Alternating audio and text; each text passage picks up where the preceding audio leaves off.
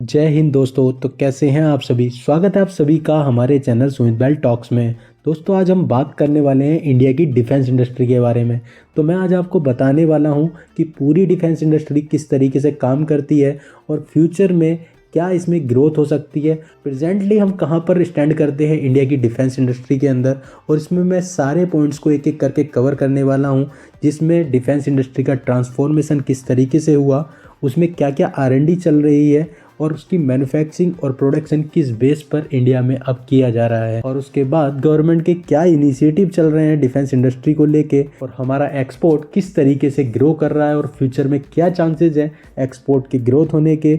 और उसके बाद मैं इंडस्ट्री आउटलुक भी देखूंगा, और फाइनली जो डिफेंस इंडस्ट्री के मेजर प्लेयर्स हैं उनके बारे में भी थोड़ी बात करूंगा। तो दोस्तों डिफेंस इंडस्ट्री को लेकर आपके काफ़ी पॉइंट्स क्लियर हो जाएंगे। तो अगर आप स्टॉक मार्केट से रिलेट करते हैं तो ये वीडियो आपके बहुत काम की होने वाली है, लेकिन अगर आप रिलेट नहीं भी करते तो भी आपको डिफेंस इंडस्ट्री के बारे में पता होना चाहिए कि इंडिया की डिफेंस इंडस्ट्री कहाँ पर स्टैंड करती है और उसकी फ्यूचर ग्रोथ क्या हो सकती है। तो वीडियो को लास्ट तक जरूर देखिएगा, वीडियो बहुत ही ज़्यादा इंटरेस्टिंग होने वाली है। और अगर आप हमारे चैनल पर नए आए हैं तो प्लीज़ चैनल को सब्सक्राइब करना ना भूलें, हम ऐसी इंटरेस्टिंग वीडियो कंटिन्यू लाते रहते हैं। तो दोस्तों अगर रिपोर्ट्स की माने तो इंडिया का डिफेंस मार्केट 2025 तक 18 बिलियन का हो सकता है और 2030 तक ये मार्केट 25 बिलियन तक ग्रो कर सकता है। तो इससे आप अंदाजा लगा सकते हैं कि इंडिया के डिफेंस मार्केट के अंदर अगले 5 साल में कितनी ज़्यादा ग्रोथ होने के चांसेस बनते हैं। और अगर डिफेंस मार्केट के ट्रांसफॉर्मेशन की बात करें तो पहले इंडिया अपना पूरा जो डिफेंस इक्विपमेंट्स हम लोग अपने यहाँ पर यूज़ करते थे उसका 65 से 70% के समथिंग हम लोग इंपोर्ट करते थे। लेकिन अगर हम प्रेजेंट की बात करें तो प्रेजेंटली हम लोग 65% मैन्युफैक्चरिंग जो हम इक्विपमेंट्स यूज़ करते हैं वो इन हाउस यूज़ करते हैं, और ये सब हुआ है आत्मनिर्भर भारत के इनिशिएटिव की वजह से। दोस्तों गवर्नमेंट ने जो आत्मनिर्भर भारत का इनिशिएटिव लिया था बहुत ही शानदार था और उससे हमारी इंडियन इकोनॉमी को बहुत ज़्यादा फायदा मिला है। उसके साथ साथ में Modi ji made in India का जो प्रचार है वो पूरे देश को समझाते रहते हैं। उन्होंने काफ़ी फोरम्स में वो यूज करते हैं इस चीज़ को कि हम लोग अपना खुद की मैन्युफैक्चरिंग करें, जिससे वो चीज़ें हमें सस्ते दामों पर भी मिले और हम अपने इंडिया के अंदर एम्प्लॉयमेंट भी जनरेट कर सकते हैं। दोस्तों आत्मनिर्भर भारत और मेक इन इंडिया की थीम के बेस पर अगर देखा जाए तो 16,000 से ज़्यादा MSME कंपनियां डायरेक्टली या इनडायरेक्टली इस सेक्टर को कनेक्ट कर रही हैं। नॉर्मली हमको सुनने को मिलता है कि गवर्नमेंट कंपनी जैसे BEL, HAL, मजगांव डॉक, ये जो गवर्नमेंट कंपनियां थी यही मेनली डिफेंस सेक्टर पर काम करती थी, लेकिन करंट सिनेरियो काफ़ी ट्रांसफॉर्म हो चुका है। आज के टाइम में अगर देखा जाए तो हमारे इंडिया की जो मैन्युफैक्चरिंग इक्विपमेंट्स है उसमें 21% का शेयर तो प्राइवेट सेक्टर से आता है। दोस्तों उत्तर प्रदेश और तमिलनाडु में 2 डिफेंस इंडस्ट्रियल कॉरिडोर बनाए गए हैं। तो इन इंडस्ट्रियल डिफेंस कॉरिडोर का मतलब क्या है कि ये प्राइवेट सेक्टर को प्रमोट किया जाता है, यहाँ पर उनको एनकरेज किया जाता है जिससे वो इस सेक्टर पर काम करें। पहले डिफेंस सेक्टर में डायरेक्टली गवर्नमेंट कंपनियां ही काम करती थी, लेकिन प्राइवेट कॉरिडोर जब ये बने मीन्स जो डिफेंस सेक्टर को डायरेक्टली हेल्प करेंगे, उसके बाद हमारे इंडिया के डिफेंस मैन्युफैक्चरिंग में, उसके इक्विपमेंट के मैन्युफैक्चरिंग में बहुत बड़ा जंप देखने को मिला है। इसका नंबर आप साफ समझ सकते हैं कि 2014 में जो हमारे इंडिया का एक्सपोर्ट था वो ओनली 686 करोड़ के आसपास होता था, लेकिन अगर उसी चीज़ को आप FY24 में देखें मीन्स 10 साल के बाद देखें तो वो एक्सपोर्ट आप समझ भी नहीं सकते कितना हो सकता है। आज के टाइम पे 21,000 करोड़ का हम लोग एक्सपोर्ट करते हैं। तो जंप आप खुद सोच सकते हैं, 686 करोड़ से 21,000 करोड़, तो सीधा सीधा 25 गुना की जंप हुई है। तो इतना बड़ा जो डिफरेंस देखने को मिला है वो इसी वजह से मिला है कि गवर्नमेंट का पूरा टारगेट है कि हमारे इंडिया का प्राइवेट सेक्टर स्ट्रोंग हो डिफेंस सेक्टर के मैन्युफैक्चरिंग को लेके। दोस्तों नेक्स्ट पॉइंट आता है R&D और टेक्नोलॉजी डेवलपमेंट का। अगर आपके पास R&D होती रहेगी, नई टेक्नोलॉजी आती रहेगी, तो आप डिफेंस में टॉप पोजीशन होल्ड कर सकते हैं। आज की डेट में आप देख सकते हैं USA हो जो सबसे बड़ी सुपर पावर है, रसिया है या चाइना है, ये सब लोग R&D और टेक्नोलॉजी के ऊपर डिफेंस सेक्टर में बहुत ज़्यादा पैसा इन्वेस्ट करते हैं। इंडिया का बजट इतना ज़्यादा नहीं हो पाता, हम उन लोगों को एकदम से बीट नहीं कर सकते, लेकिन उसके बाद भी 2014 के बाद गवर्नमेंट ने काफ़ी ज़्यादा पैसा अलॉटमेंट करने की कोशिश की है डिफेंस सेक्टर को, जिससे वो R&D में पैसा लगा सकें, टेक्नोलॉजी में पैसा लगा सकें। तो दोस्तों डिफेंस R&D एंड टेक्नोलॉजी एक बैकबोन है भारत की डिफेंस इंडस्ट्री का।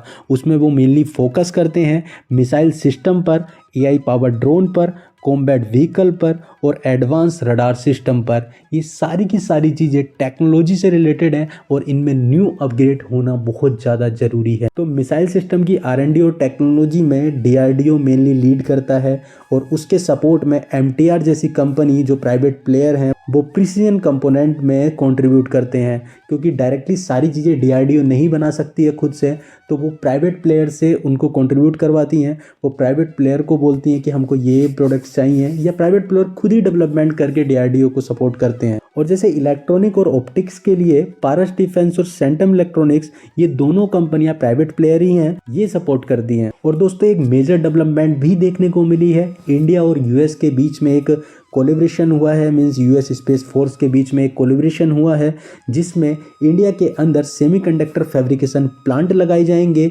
जो कि डिफेंस एप्लीकेशन में यूज़ किए जाते हैं। तो सेमीकंडक्टर को लेके मोदी जी का बहुत अच्छा विचार है, बहुत ज़्यादा वो प्रमोट कर रहे हैं इंडिया के अंदर मैन्युफैक्चरिंग को लेके, तो ये डील उसमें एक प्लस पॉइंट हो सकती है। तो मैन्युफैक्चरिंग और प्रोडक्शन की बात करें तो इंडिया डिफेंस मैन्युफैक्चरिंग में ग्लोबल हब बनने की तैयारी कर रहा है।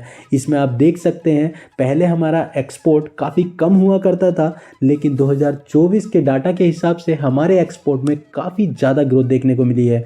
उसमें हम लोग land system, naval system, aerospace और इलेक्ट्रॉनिक सेगमेंट्स की चीज़ों को एक्सपोर्ट करते हैं। और अगर शिप बिल्डिंग की बात करें तो हमारे यहाँ पर मझगांव डॉक और GRSE मेन लीडर माने जाते हैं। और एयरक्राफ्ट के लिए HAL फाइटर भी बनाता है, हेलीकॉप्टर भी बनाता है। और लैंड सिस्टम के लिए अशोक लेलैंड डिफेंस और भारत फोर्ज आर्टिलरी सिस्टम में काम करते हैं। ऐसी बहुत सारी कंपनियां हैं जिनको मैं बता सकता हूं यहाँ पर, लेकिन यहाँ पर मैंने कुछ कंपनियां ही शेयर की हैं। और FY24 में HAL ने 18 LCA तेजस एयरक्राफ्ट डिलीवर किए थे। ये हमारे इंडिया के लिए माइलस्टोन की तरह है। दोस्तों नेक्स्ट सेगमेंट आता है MRO का, मीन्स मेंटेनेंस, रिपेयर और ओवरऑल। मीन्स MRO का रोल बहुत ज़्यादा इंपॉर्टेंट हो जाता है। आपके यहाँ पर चाहे कितने ही बड़े शिप हों, या कोई फाइटर जेट्स हों, या नेवल शिप्स हों, या आर्टिलरी सिस्टम हो, रडार सिस्टम हो, कुछ भी आपके पास डिफेंस इक्विपमेंट है, उसको अपग्रेड करने के लिए, उसको मेंटेन करने के लिए आपको किसी ना किसी कंपनी की ज़रूरत ज़रूर पड़ती है। तो हमारे इंडिया के अंदर BEL, L&T और GRSE जैसी कंपनियां हमारे इंडियन एयरफोर्स और नेवी के लिए डेडिकेटली MRO हब्स स्टेबलाइज कर रहे हैं। और इसके साथ मैं आपको ये बता दूं कि 2028 तक ये पर्टिकुलर सेगमेंट्स 12% के CAGR से ग्रो कर सकता है, क्योंकि हमारे इंडिया का डिफेंस इक्विपमेंट्स पहले से काफ़ी ज़्यादा बढ़ चुका है। क्योंकि पहले जो हमारे पास एयरक्राफ्ट होते थे, अब उनके नंबर्स कंटिन्यू इंक्रीज हो रहे हैं। तो हमारे पास जितने इक्विपमेंट्स बढ़ेंगे तो उनके मेंटेनेंस के लिए कंपनियां काम करेंगी। दोस्तों नेक्स्ट आता है हमारा गवर्नमेंट का इनिशिएटिव। किसी भी कंट्री के अंदर उसकी इंडस्ट्री सेक्टर को, कौन सी पर्टिकुलर इंडस्ट्री को कितना ग्रो करना है, उसमें गवर्नमेंट का काफ़ी ज़्यादा रोल होता है। जैसे कि आपने देखा होगा मोदी जी ने made in India, make in India और आत्मनिर्भर भारत वाले जो कॉन्सेप्ट लेकर आए थे, उससे हमारी मैन्युफैक्चरिंग इंडस्ट्री को काफ़ी ज़्यादा बूस्ट मिला था। तो उसी तरीके से आत्मनिर्भर भारत अभियान के अंडर इंडिया ने 400 से ज़्यादा डिफेंस आइटम को आइडेंटिफाई किया था और उनको डोमेस्टिकली मैन्युफैक्चरिंग करने का ही प्लान किया था। तो अब बात कर लेते हैं इंडिया के डिफेंस एक्सपोर्ट के बारे में। दोस्तों इंडिया का जो डिफेंस एक्सपोर्ट है वो फिलहाल 21,000 करोड़ के मार्क को अचीव कर चुका है। और इंडिया की ब्रह्मोस मिसाइल फिलीपीन को एक्सपोर्ट हो रही हैं, अभी कुछ दिन पहले आपने न्यूज़ में देखा होगा। और आर्टिलरी सिस्टम और रडार साउथ एशिया को, अफ्रीका को और मिडिल ईस्ट को एक्सपोर्ट किए जा रहे हैं। तो गवर्नमेंट का जो मेन टारगेट है 2029 तक 50,000 करोड़ के एक्सपोर्ट को अचीव करने का है। मीन्स जो 21,000 का एक्सपोर्ट हमारे यहाँ पर आजकल होता है, उससे ऑलमोस्ट डबल से भी ज़्यादा 2029 तक हम लोग अचीव कर सकते हैं। और इस पूरी इंडस्ट्री को ग्रोथ करने के लिए जो मेन फैक्टर काम करने वाले हैं वो ये हैं मेक इन इंडिया और आत्मनिर्भर भारत का इनिशिएटिव। ये तो पुराना ही प्रोजेक्ट है गवर्नमेंट का, जो फ्यूचर में भी कंपनीज और कंट्री के लिए, दोनों के लिए हेल्पफुल हो सकता है। उसके साथ में rising global demand for missiles और डिफेंस सिस्टम।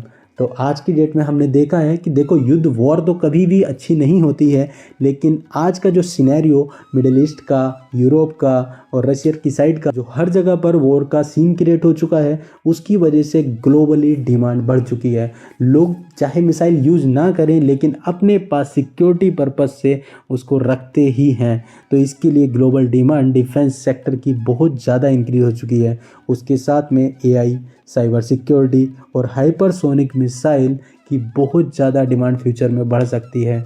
और जो कंपनियां इन पर काम कर रही हैं, चाहे वो इंडिया की हो या ऑल ओवर वर्ल्ड की, वो फ्यूचर में ग्रोथ तो करेंगी ही।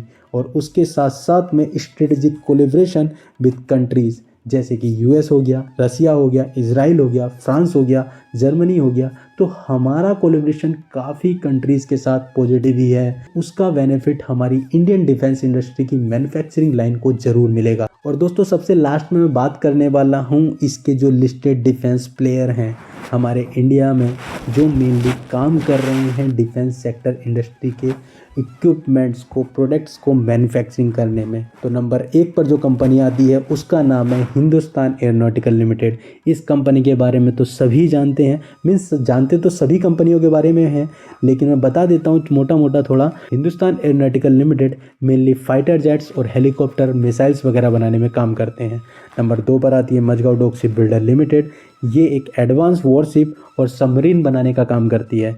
नंबर 3 पर भारत इलेक्ट्रॉनिक लिमिटेड, जो रडार और मिसाइल गाइडेंस सिस्टम में काम करती है, मीन्स बेस्ट है ये इस सेगमेंट के अंदर। और नेक्स्ट आता है GRSE means garden reach ship builder limited. ये फ्रीगेट और पेट्रोल वेसल्स बनाने में एक्सपर्ट है। उसके बाद में आता है सोलर इंडस्ट्रीज। ये एम्यूनेशन और प्रोपेलेंट एक्सपोर्ट करता है। उसके साथ में आती है लार्सन एंड टर्बो।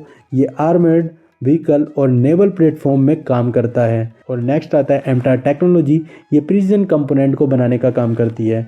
और नेक्स्ट आता है कोचिन शिपयार्ड, जो मेनली एयरक्राफ्ट कैरियर्स बनाती है जैसे कि INS विक्रांत। उसके बाद आता है भारत डायनामिक लिमिटेड, जो गाइडेड मिसाइल जैसे कि आकाश, उनको मैन्युफैक्चरिंग करने पर काम करती है। और नेक्स्ट आता है डाटा पैटर्न, जो रडार और एवियोनिक का मेजर कंट्रीब्यूटर है।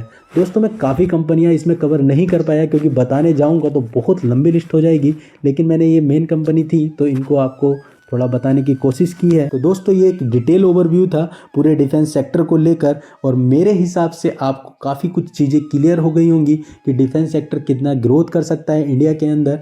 तो यहाँ पर मेरी किसी पर्टिकुलर स्टॉक के लिए बाई और सेल रिकमेंडेशन नहीं है। यहाँ पर मैंने पर्टिकुलर डिफेंस सेक्टर के बारे में बताया है कि वो फ्यूचर में कितना ग्रोथ कर सकता है। और अगर आपको ये वीडियो इन्फॉर्मेटिव लगी हो तो इसको अपने फ्रेंड्स के साथ ज़रूर शेयर करें और वीडियो को लाइक ज़रूर करें।